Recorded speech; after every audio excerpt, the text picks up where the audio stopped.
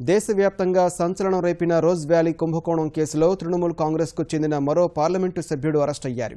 గత వారం TMC MP తపస్ పాల్ను arrest చేసిన కేంద్ర దర్యాప్తు సంస్థ లోక్సభలో ఆ పార్టీ పార్లమెంటరీ పక్ష నేత సుదీప్ బందోపాధ్యాయను అరెస్టు చేసింది. రోజ్ వ్యాలీ సంస్థ దేశవ్యాప్తంగా వేలాది మంది డిపాజిట్లను 17,000 కోట్ల రూపాయల మేర మోసం చేసిన వ్యవహారంపై దర్యాప్తు చేస్తున్న సీబీఐ తపస్ పాల్కు సుదీప్ బందోపాధ్యాయకు ఇటీవల సమన్లు జారీ చేసింది. డిసెంబర్ 30న విచారణకు హాజరైన తపస్ పాల్ను అరెస్టు చేసిన కేంద్ర దర్యాప్తు సంస్థ నేడు కోల్కతాలో సుదీప్ను ప్రశ్నించింది.